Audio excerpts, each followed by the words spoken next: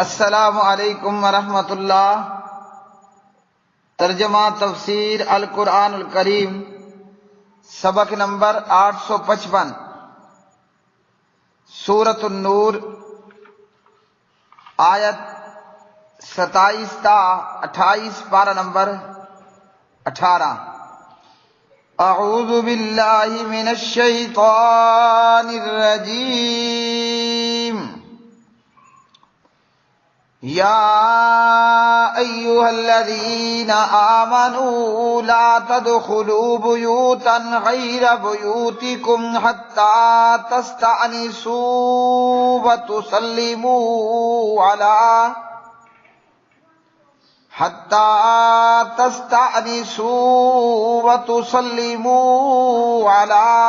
اہلہا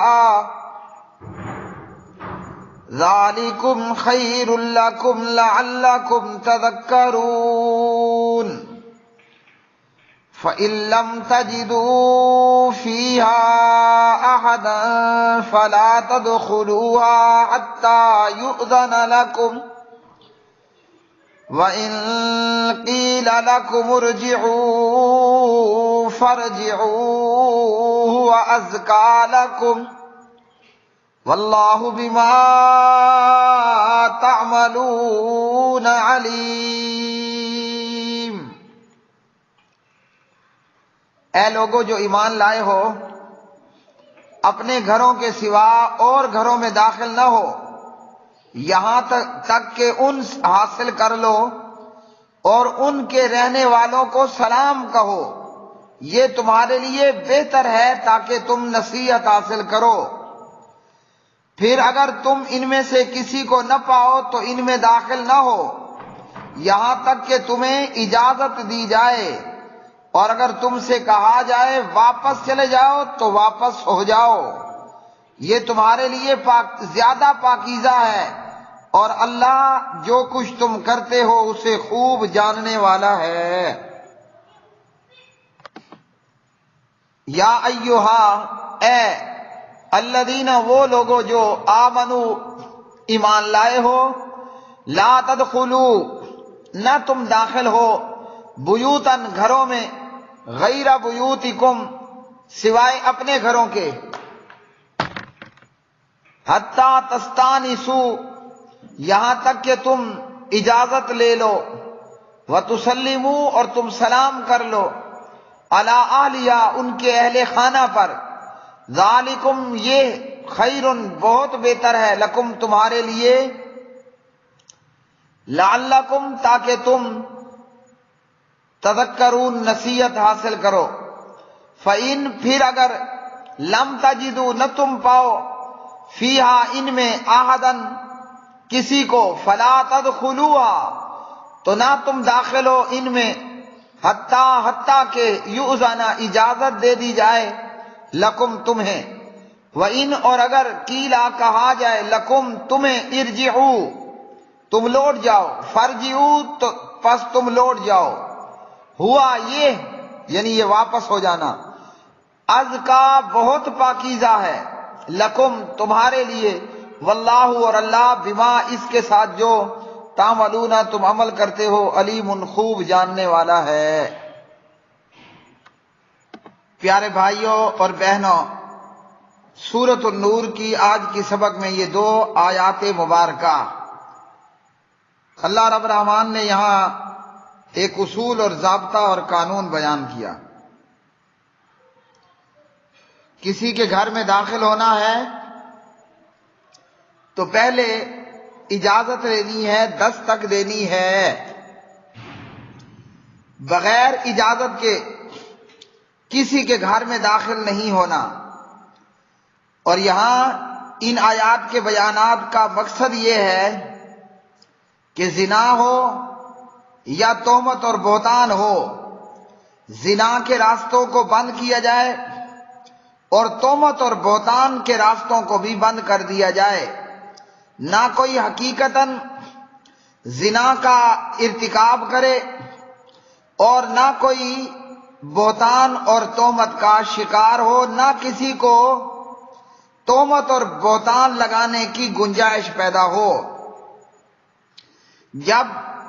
بندہ کسی کے گھر میں بغیر اجازت بے دھڑکے، بغیر سلام کیے اور بغیر دستک دیے اور بغیر اجازت لیے داخل ہوگا تو نتیجہ یہ ہے کہ اس قدر اور اس طرح کے میل جول کی وجہ سے زنا کا خدشہ بھی ہوگا، اور اگر وہ پاک دامن ہے تو تہمت اور بہتان کا خدشہ تو ٹھہرا ہی ٹھہرا ہے۔ تو اس لیے اصول اور ضابطہ اور طریقہ یہ ہے کہ بندہ جب کسی کے گھر میں داخل ہو تو دستک دے، اور پھر اس میں اصول اور ضابطہ یہ ہے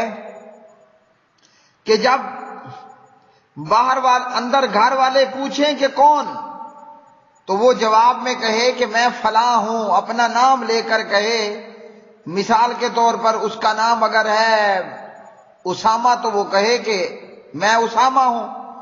ہمارے ہاں کیا ہوتا ہے، جب کوئی پوچھتا ہے کہ تو کون ہے، یعنی دستک دی اور اندر سے آواز آئی کہ کون، تو یہ کہتا ہے میں۔ یہ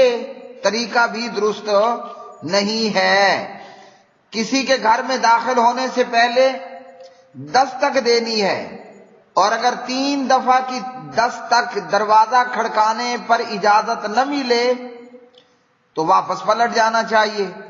اور اگر اندر سے آپ کو کہا جائے کہ آپ واپس چلے جائیے تو پھر چاہیے کہ آپ واپس چلے جائیں، اور جب اندر آنے کی اجازت ہو تو پہلے سلام پھر کلام، اس کے بعد کسی کے گھر میں داخل ہونا ہے۔ بغیر اجازت کے گھر میں داخل نہیں ہونا، اور کسی کے پاس داخل ہوتے وقت آداب اور ادب یہ ہے کہ سب سے پہلے سلام کرنا ہے۔ اور اگر بندہ اپنے گھر میں ہی آ رہا ہے تو اس کے لیے بھی مستحب اور سنت کی تعلیم یہ ہے کہ نبی پاک علیہ الصلاۃ والسلام نے اس حوالے سے ہمیں فرمایا، جب تم میں سے کوئی شخص زیادہ عرصہ اپنے گھر سے غائب رہے، غیر موجود رہے، اذا طال احدکم الغیبۃ، تو جب کوئی زیادہ عرصے بعد اپنے گھر آ رہا ہے تو پھر رات کے وقت اپنے گھر والوں کے پاس نہ آئے۔ اور اسی طرح ایک اور حدیث کے اندر نبی علیہ الصلاۃ والسلام نے جو ہے وہ اپنے ہی گھر میں آنے والوں کو منع کیا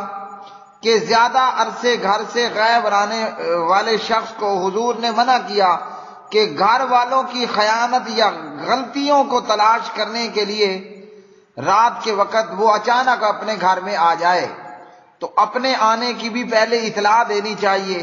تاکہ کوئی ایسی بات دیکھ کر جو آپ کو دیکھنا گوارا نہیں، کوئی پریشانی نہ ہو۔ اور اگر گھر والوں نے صفائی ستھرائی کرنی ہے تو وہ خاوند کے آنے پر اپنے آپ کو صاف ستھرا کر لے۔ اور اسی طرح نبی علیہ الصلاۃ والسلام کے صحابہ کا عمل تھا۔ حضرت زینب زوجہ عبداللہ ابن مسعود رضی اللہ تعالی عنہما بیان کرتی ہیں، کان عبداللہ اذا جاء من حاجۃ، جب حضرت عبداللہ ابن مسعود رضی اللہ تعالی عنہ اپنے گھر میں آتے، کام کاج کے لیے گئے، واپسی فارغ ہو کر جب گھر آتے تو گھر آنے کے وقت پہلے دروازے پر کھڑے ہو کر کھانستے اور تھوکتے کہ کہیں ان کی نظر ہماری کسی ایسی چیز پر نہ پڑ جائے جو کہ انہیں ناپسند ہو۔ تو اس سے کیا معلوم ہوا، اپنے گھر میں داخل ہوتے وقت بھی بندہ پہلے اہل خانہ کو ہوشیار کر دے، دروازے پر داخل ہوتے وقت کھانسی کرے تاکہ معلوم ہو کہ بندہ گھر میں داخل ہو رہا ہے۔ وہاں بھی بغیر ہوشیار کیے بندہ اپنے گھر میں داخل نہ ہو۔ اور اجازت مانگنے کا طریقہ کیا ہے؟ اجازت مانگنے کا طریقہ نبی علیہ الصلاۃ والسلام نے حدیث کے اندر بھی ہمیں بتا دیا۔ ابو داود میں 5177 کے اندر نبی علیہ السلام کے ایک صحابی، انہوں نے اندر آنے کی اجازت چاہی تو پیارے نبی علیہ السلام نے اپنے نوکر اور خادم سے کہا کہ جاؤ اسے پہلے اندر آنے کا طریقہ سکھاؤ، اور وہ یہ کہ وہ آنے والا یہ کہے، داخل ہونے والا السلام علیکم ادخلو، سلام ہم نے کرنا ہے جو ہم سب کو آتا ہے، اس کے بعد پوچھنا ہے کہ کیا میں اندر داخل ہو سکتا ہوں؟ تو اگر آپ کو اجازت دی جائے تو اندر داخل ہو جاؤ، ورنہ اگر کہا جائے کہ واپس پلٹ جاؤ تو پھر واپس پلٹ جاؤ۔ اسی طرح نبی علیہ السلام کے پاس ایک آنے والا آیا اور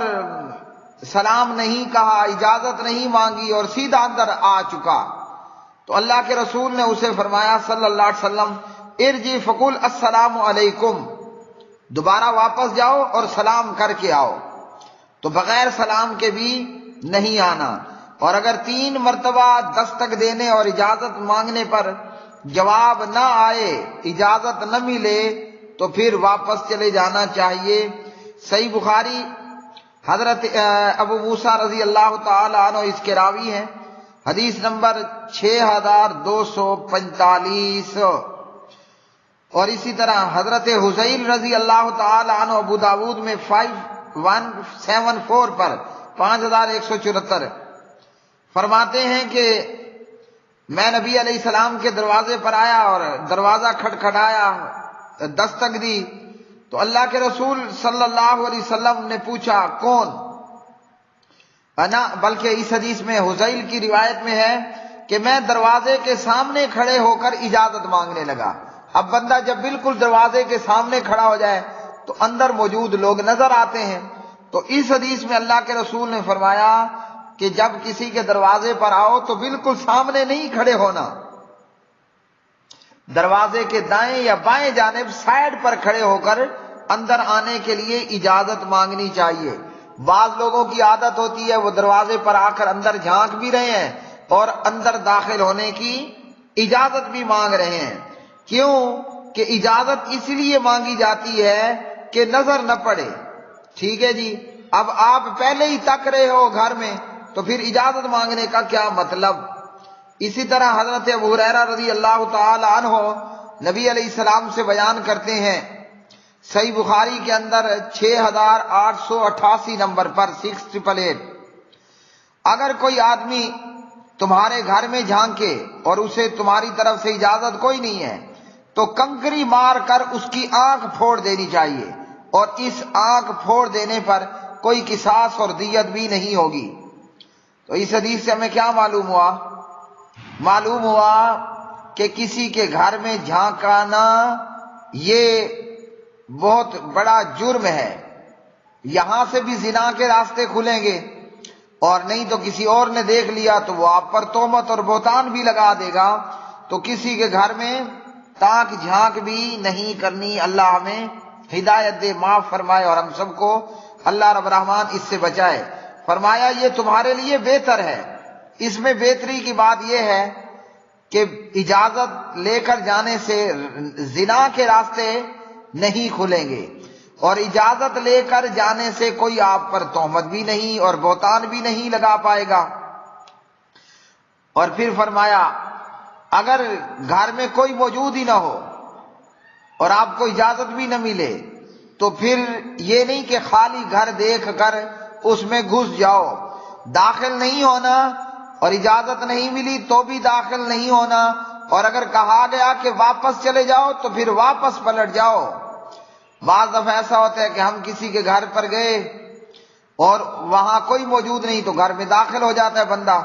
یا اجازت نہیں دی جاتی تو بندہ غصے ہو جاتا ہے اور اس کو اس کا تکبر اور کبر غیرت دلاتا ہے۔ تو یہاں غیرت نہیں کھانے کا، یہاں خاموشی کے ساتھ واپس چلے جانا ہے، یہ تمہارے لیے زیادہ پاکیزہ ہے۔ تو اللہ کے حکموں پر عمل کرنے سے معاشرہ صاف اور ستھرا رہتا ہے، اور حکموں کی نافرمانی کرنے پر معاشرہ گندا ہو جاتا ہے، زنا ہونے لگتے ہیں، بے پردگی ہو جاتی ہے، یا تہمت اور بہتان کا بازار گرم ہو جاتا ہے۔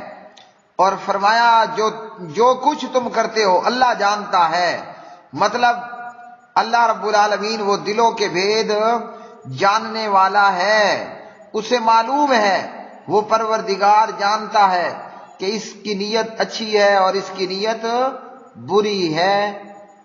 لوگ نہیں جانیں گے لیکن اللہ کو اس بات کا علم ہے اس لیے کہ وہ تو علیم بذات الصدور ہے۔ وآخر دعوانا الحمدللہ رب